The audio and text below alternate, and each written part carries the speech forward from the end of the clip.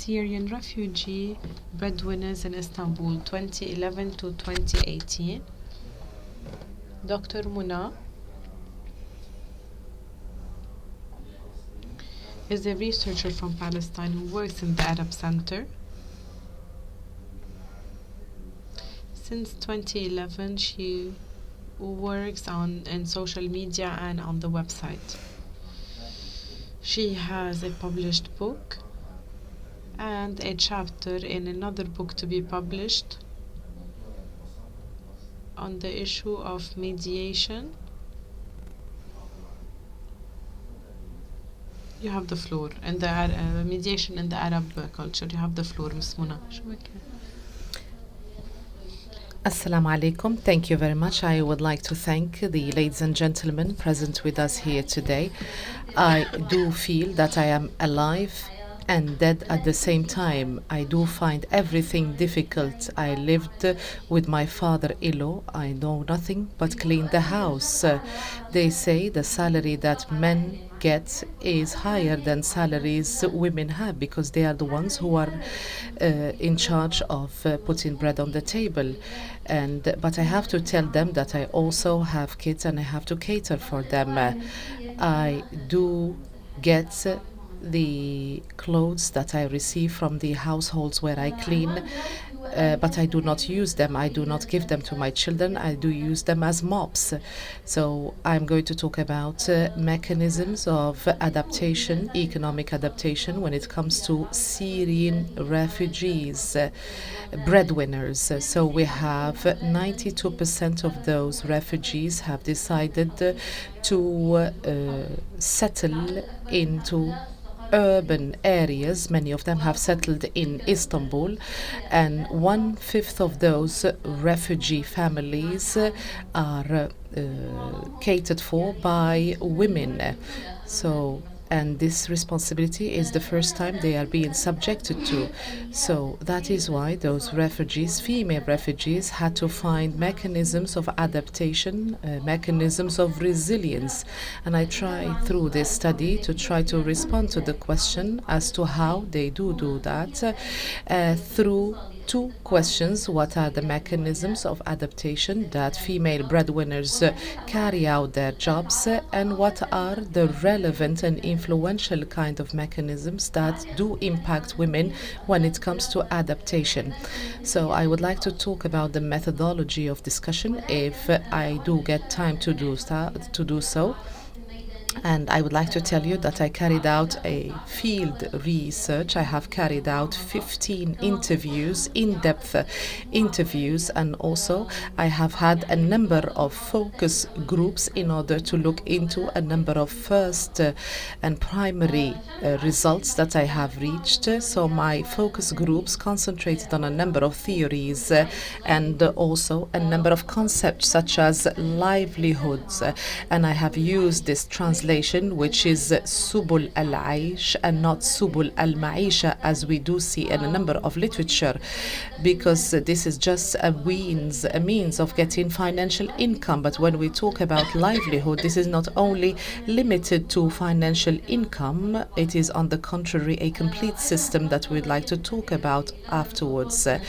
And I would like to talk about the theory of assimilation or adaptation, as Folkman has been saying, and also the theory of gender repression and also gender inequality. Maybe I would not be able to analyze these theories and the relationship between these theories and the outcomes, but if you wish to do so, you can have access to the paper to have further information about it. So without taking too long in the theoretical side, I would like to concentrate on the essence of the concept of livelihood. So based on Chambers for Conway's definition, so livelihood is not only a means of breadwinning, it is a comprehensive kind of system that includes three components, so the sources, the capabilities, and the strategy. In normal circumstances, the breadwinner would use what capabilities that particular family in order to carry out a number of strategies in order to gain their livelihood, and these strategies are not only financially decided on or delineated. So these strategies in normal circumstances, when they are carried out by the breadwinner, these are mechanisms or adaptation or assimilation in cases of migration or as being a refugee.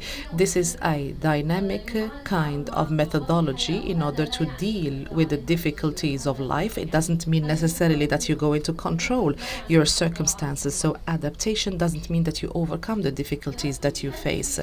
And also in this particular study, I analyzed the phenomenon through a number of components, three components of the phenomenon.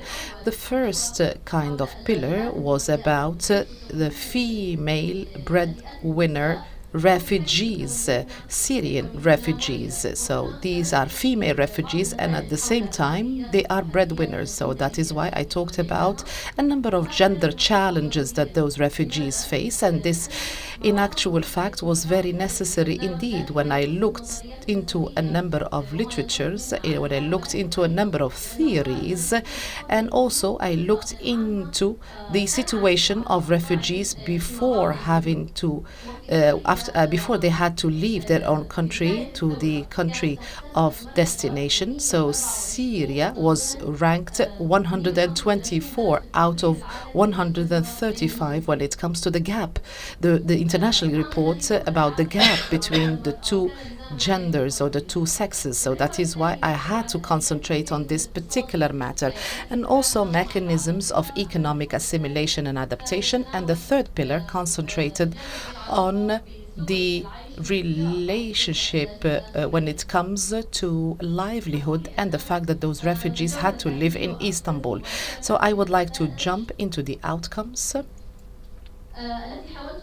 that I try to summarize as follows, taking into account that in the research paper I have taken a number of sources of evidence in order to reflect the voices of female refugees as much as I can, because I wanted to give legitimacy to such voices that are not being very much reflected in the different literatures that I have seen. So first and foremost, when it comes to mechanisms of adaptation that are being followed by female refugees are threefold. But let me talk first and foremost, when we talk about refugees, we have had at least three mechanisms of economic adaptation for each and every refugee. So we try to diversify these mechanisms, and those refugees, they used to use as and when necessary one of those mechanisms. So they have been categorized into a number of mechanisms, and here I would like to talk about the methodology of adaptation, productive adaptation. This was the methodology that was used by both female refugees, and they have left this mechanism because their situation had changed as a result of the circumstances on the ground. So that is why I chose not to talk about positive assimilation or adaptation, because the work as a method of adaptation most and foremost used to happen without a work permit. So this was very, very much controversial. That is why I do not want to use this term. And also we have productive kind of assimilation. We have different kinds of work, such as skilled work and unskilled work, and so on and so forth. But in general, what is distinctive when it comes to these mechanisms is that they lead to tangible outcomes. But the second kind of adaptation is to rely on aid and assistance, and this was the methodology that was used by most of the female refugees, with the exception of one person. So that assistance and aid was not able to cater for their needs, so it wouldn't even cater for their basic needs. And we have the third methodology, which is negative adaptation, and that entails that they should reduce their spending, and this would require the lessening of unnecessary needs, but this might afterwards have negative repercussions on the family from a health perspective and also from other perspectives as well. Also, we have child labor and also getting loans. Sometimes it is not negative, sometimes it can be positive if it leads to productivity, and therefore it would lead to pay back those loans that have been taken by those families. Some families would not allow their daughters to get married for them to continue catering for the family. So if that daughter gets married, she either going to stop catering for that particular family, or she would reduce the amount of money that is being given to that particular family. So I would like to talk about the impacts or the factors that impact their adaptation. So irrespective of the kind of influence, whether it is positive or negative, these factors are three kinds of factors. The first kind is matters that the person is female, so it is a gender issue.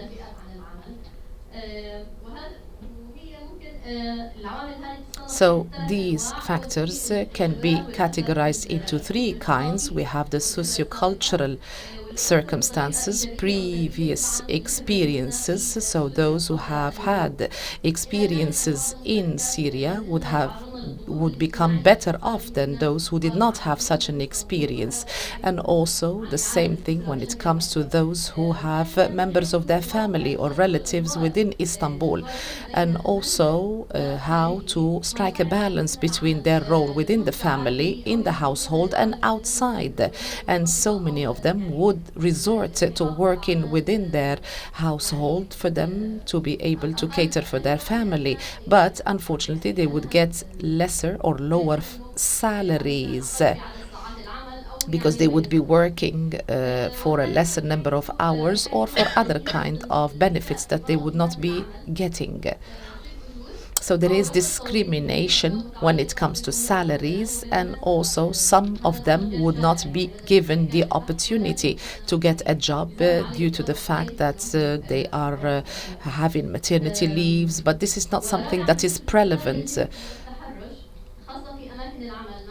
So we have seen that so many were forced to leave their work, and we have seen also many attempts to exploit those refugees sexually, and this leads to a great deal of psychological pressure, and this also is inimical to the fact that they cannot be able to adapt to their community. So in addition to what had been mentioned in the different international reports about the situation of women, we have some other factors relevant to the refugee herself.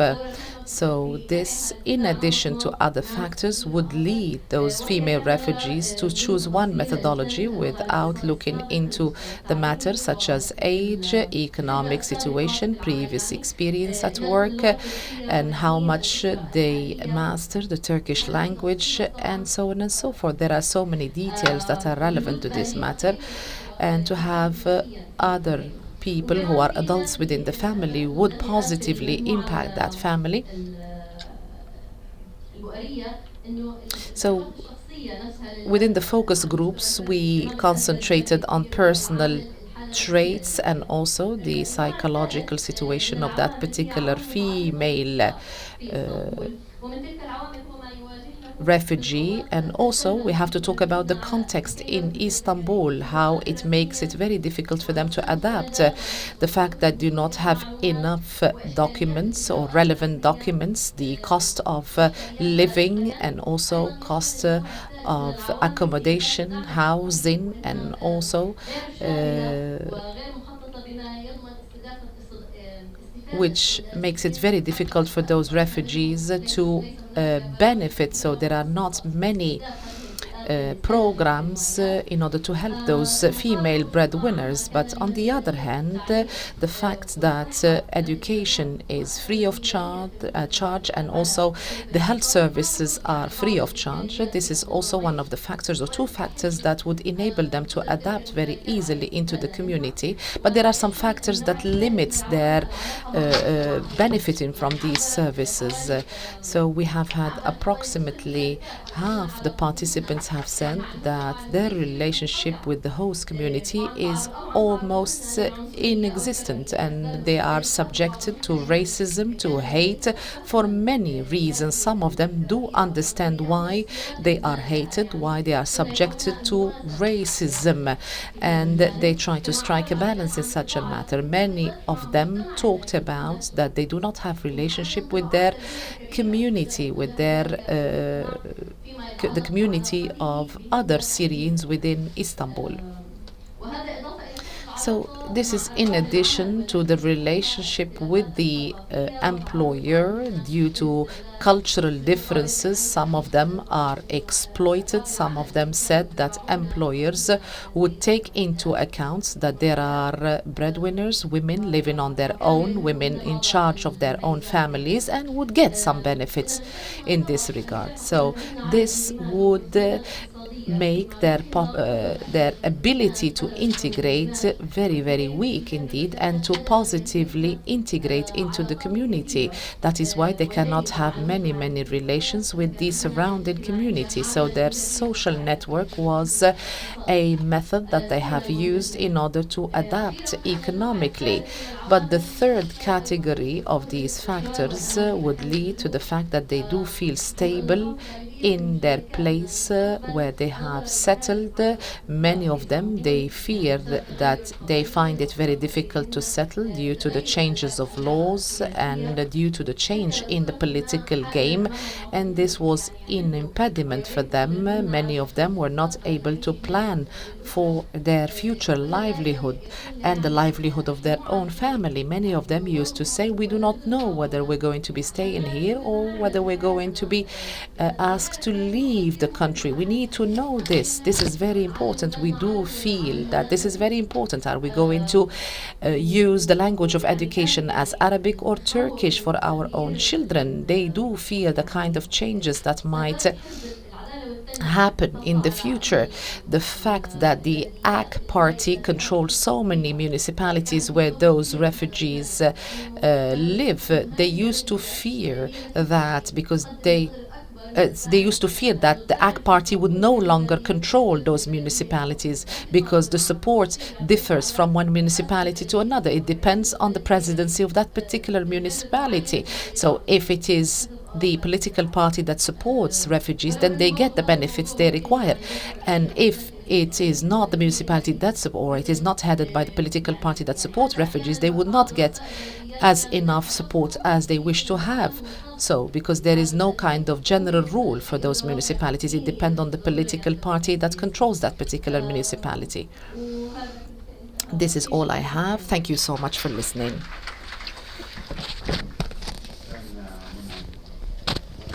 Thank you, Mona, and thank you for abiding by the time limit. We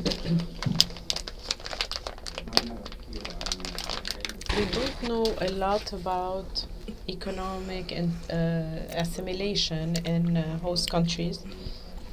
And Mona tried to answer two questions. What are the mechanisms of economic assimilation? And second, the variables of this assimilation. There was a lot spoken about the things that are positive and negative regarding assimilation. I would have wanted to hear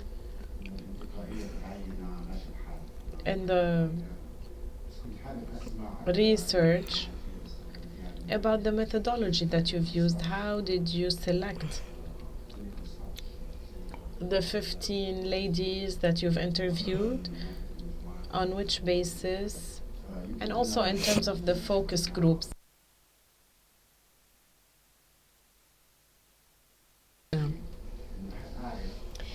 I am a person who likes to know how we got from here to there.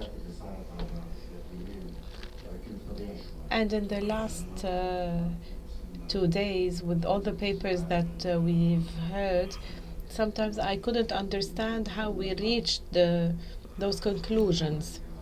So maybe during the discussion, you can tell us more how you chose those ladies in Istanbul. We have around 15 minutes to hear your questions, your feedback, your comments.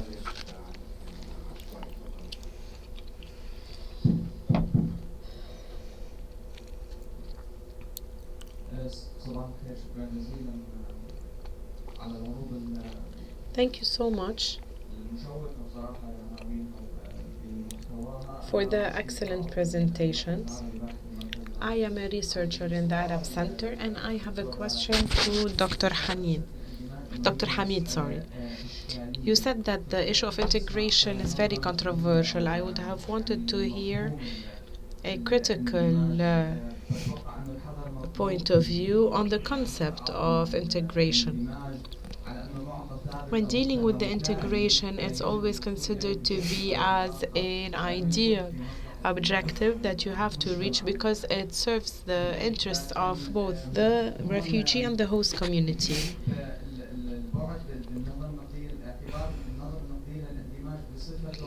But a critical view of integration according to hospitality by Derrida, he speaks about this violence towards the refugee whenever he sets foot in the new country, that specific moment. And here I ask, should the refugee be integrated or not?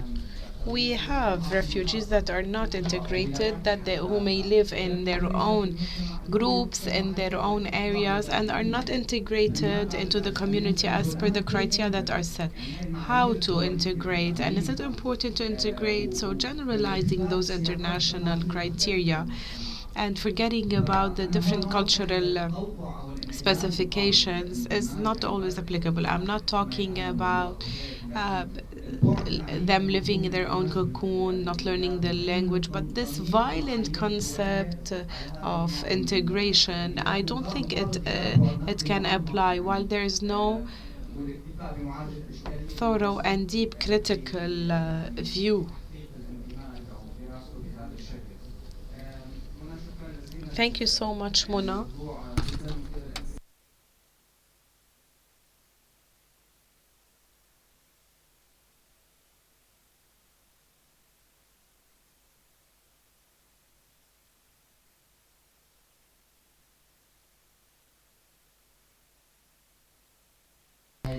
Now, from a qualitative perspective, I want to hear from you about those typologies or those trends.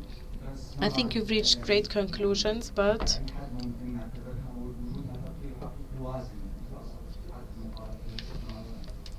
شكرا. ناخذ كمان سؤالين وبعدين نعطي فرصة للإخوة.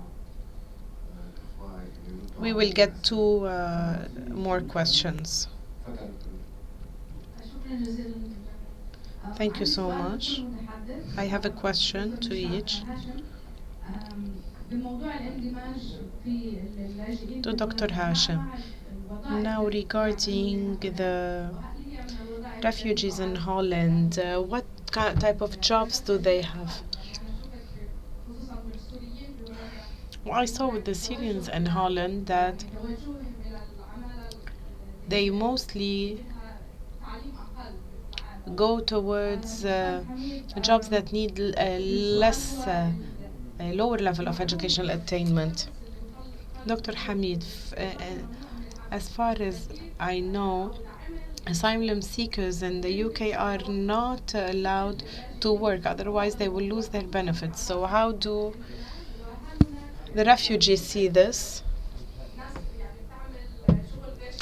Have you seen people working under the table? Thank you, Mona.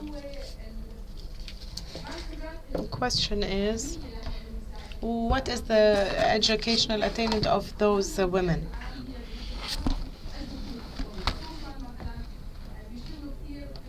They work a lot, for example, in catering and food preparation. So what type of jobs do they have in Istanbul? Thank you. هاي الإشيو فيها كثير مهمة برضه للأمور الأخرى مظبوط انتقائية The selectiveness of migration, this is very true, and this is something that we should raise. When we compare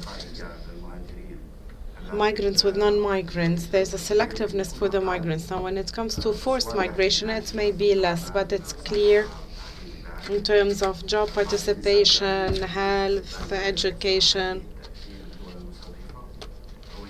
Is this the effect of the host communities, or is this selectiveness? Dr. Haidar. Thank you. I have one comment on Mr. Hamid's research. It's important to distinguish between integration as a scientific concept, which we use to understand the relationship between the refugees and the communities, and the policies adopted by states, by countries. Those policies differ. Integration is not the same in Europe as it is in the US. My observation may have to do with the Arab identities. Are Somalians Arabs or not? To which extent can we use this variable, the Arab identity, as an ethnic or cultural identity to understand integration and the obstacles there too? If we are to look into the Syrian refugees, the choices of the choice of friends, of marriage, to which extent does this variable affect them? A Syrian looks for an Arab girl, mostly Syrian, but also other Arab girls. This is something that we have to take into consideration. When you spoke about language regarding the Somalians, regardless of whether they're Arabs or not, language is not the sole indicator. Arab nationalism applies, or the language applies on Arab nationalism, but at the same time, language is not the key factor to judge. A lot of studies have proved that in the case of the third generation of Moroccan migrants present in France who have never spoken any Arabic, this third generation specifically is the one that felt that they support and sympathize with Arab causes, even though they don't speak the language. This generation that was born and raised in France felt that the 1991 war affects them even though they don't speak Arabic. It's a very complicated issue to see how this nationalist identity is born and is constructed and is developed. Is it through social upbringing, through the family? So let's not consider language as the one and only factor.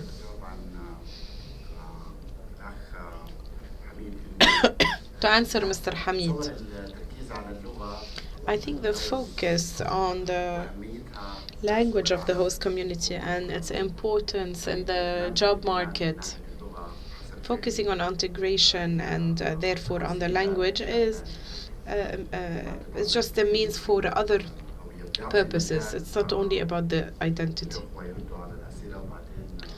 We'll give them the floor.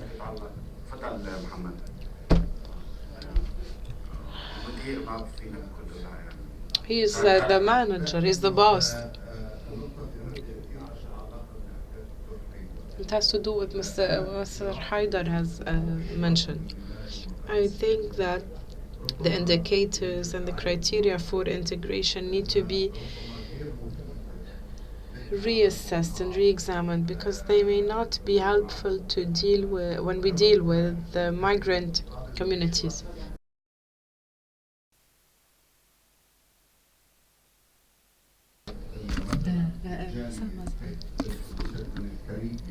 For example, the Caribbean community, the diaspora that settled in the 40s and 50s in the UK.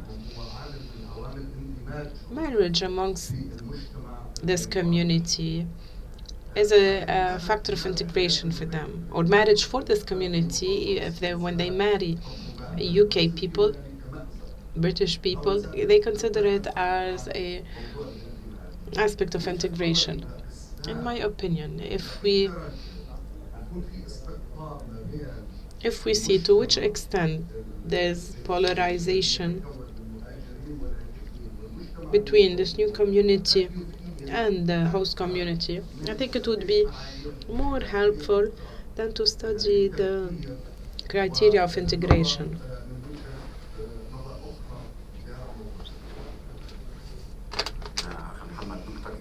Thank you, Mr. Muhammad. Very important point.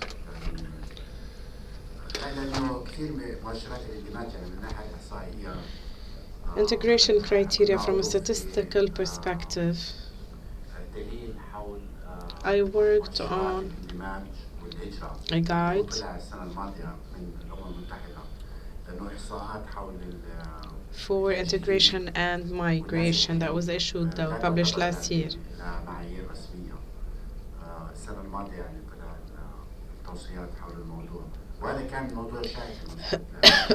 It was a very thorny issue because from a European perspective they want them to become totally Europeans. Muhammad is saying, why not the opposite? Why not them becoming like us, or why not preserve our own identity? To the speakers now to answer the comments.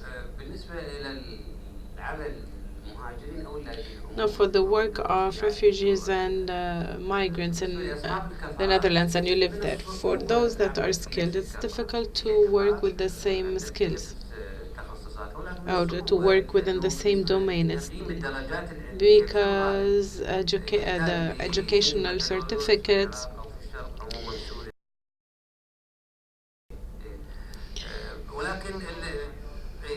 and the educational attainment equivalence is not easy. Sometimes they ask you to change your specialization when it comes to the mechanical and craftsmanship specializations. It's much easier to find a job there than for people with high education. A question to you.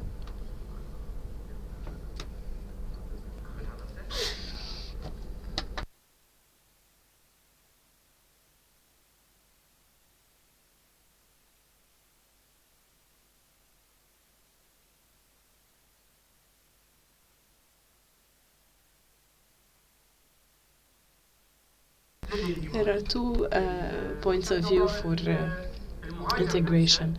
The point of view of the migrant, how he perceives it. On the other hand,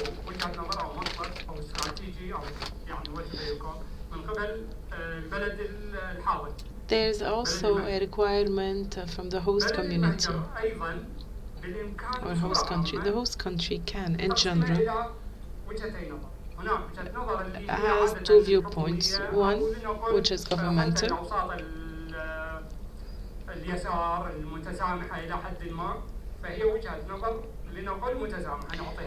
so it is a tolerant viewpoint, and there is another viewpoint that is a kind of extremist, for example, from the far right, where they would tell you, like in the Netherlands,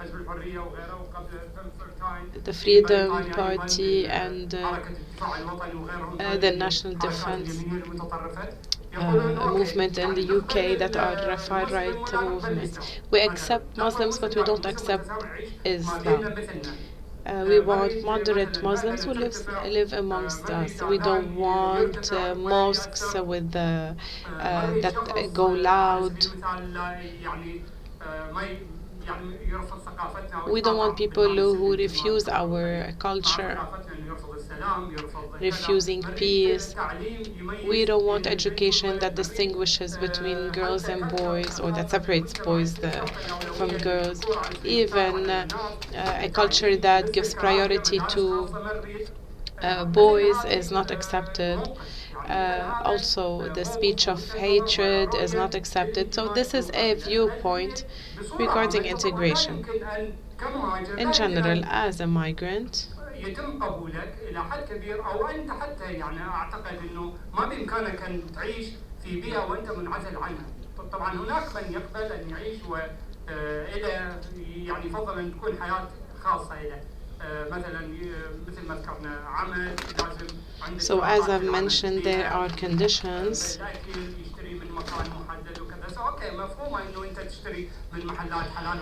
It's understood that you buy from halal shops, but a lot of those radicals in Islam also want to stop working when they want to pray, and they want to avoid communities where there are women working with him. So this requires tolerance, this requires openness and understanding.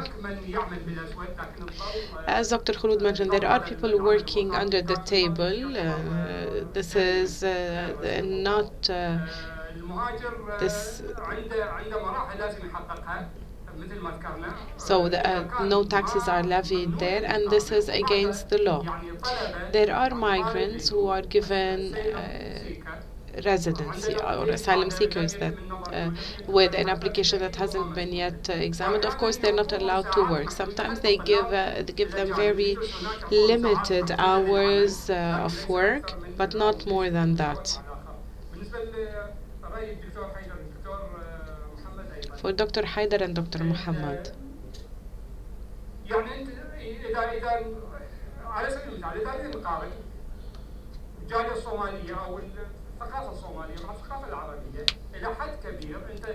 The Somalian culture. Dr. Hashim said that Somalian families or households are big. They may have 7 children.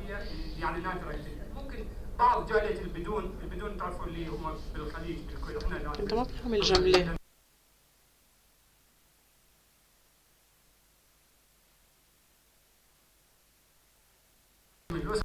Now, for the stateless in Somalia, they also have big households.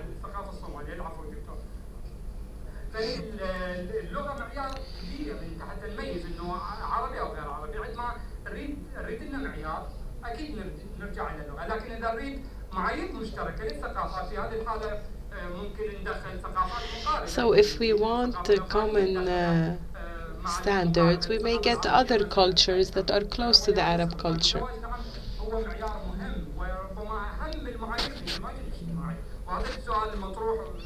So this is the question.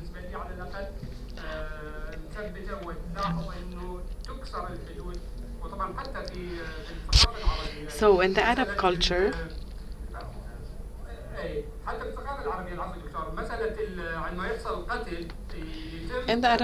when a killing happens, the blood money would mean to have someone from this family to marry a woman from the family of the perpetrator.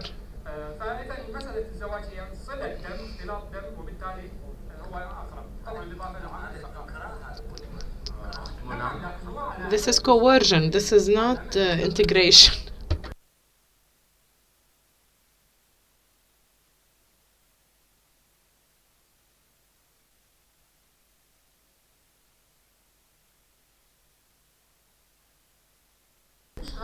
It's a qualitative study that gives indicators. During the study, I always mention that most female participants, I didn't say female Syrian refugees, it's just an indicator that we use.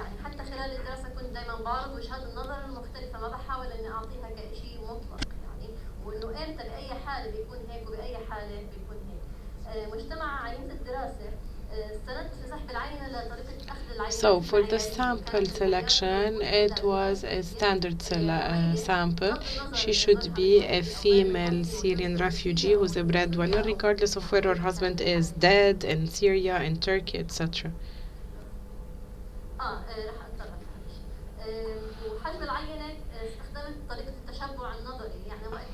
And for the volume of the sample, whenever I didn't have any new information, I stopped the interview.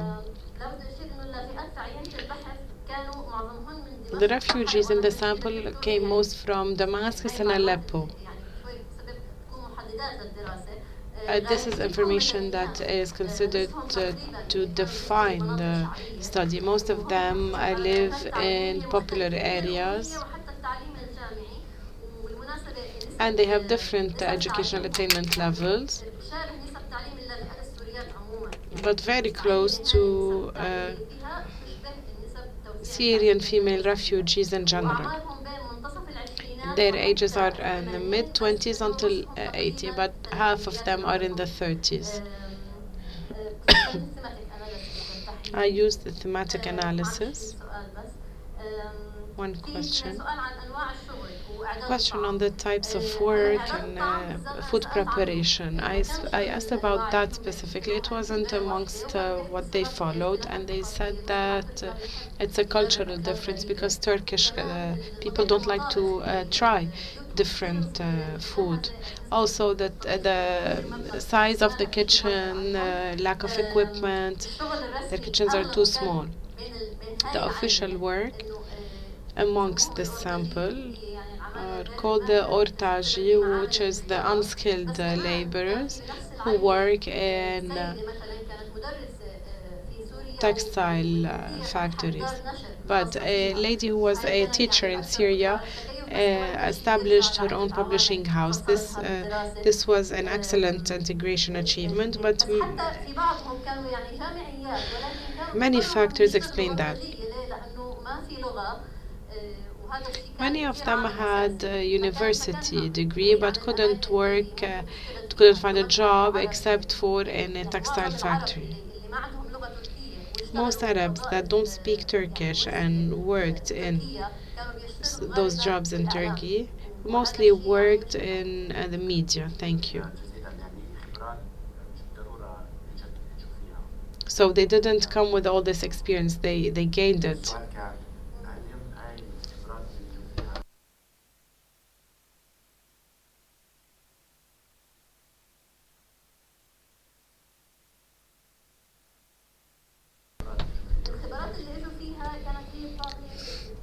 The experiences they came with, of course, oriented them, but many of them were even feared going to the market alone. In Syria, they never left the house alone, but now they've learned. Thank you, Mana. طيب انت عارف انه الوقت خلص. بس في السؤال اللي طرح برضه عن من الاخ من المركز العربي حول اشكاليه الاندماج وقديش هي يعني مهاجر لما There was a question about the integration and how it is a kind of violence when you get the refugee into the host country.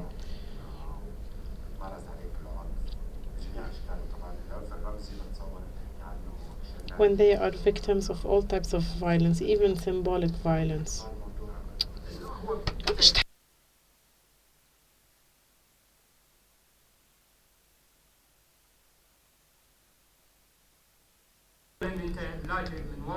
It's a blessing for you to be able to find a country to flee to in the situation you live in your own country. يضطر ينفق الاموال ويتحمل المشاق والمخاطر حتى يصل الى الوجهه اللي يريدها وهناك يجد ما متوفر له من تامين على حياته. So they find everything they need in terms of security, income. وتحقق هدف انه يعيش بامان وطبعا حتى لو حاجاتهم هم يعني وصعوبه اندماجهم فتفكيرهم الى ابنائهم انه مستقبلا على الاقل اضمن ضمانة حياة أبنائي أو ضمن مستقبلهم أيضا. So they also think about their children. الأمر بالتأكيد إنه هو حيث إنه هو ربحان. السؤال أيضا موجود بضمن المعايير. The question is also asked in terms of integration standards. Do you think that the choice of migration is right?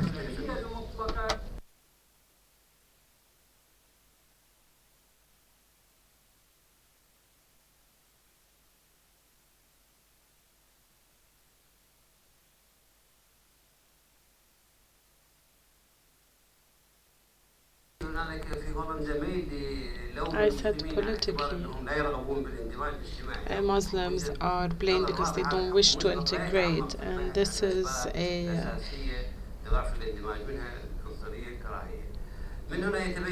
due to different causes. But there are a lot of factors that don't facilitate integration. Some are political, some are cultural and civilizational. Some have to do with the structure of the refugees themselves. However, the transformations that happen in the structure of those communities, migrants and refugees, especially the increase in the number of the second generation. Thank you.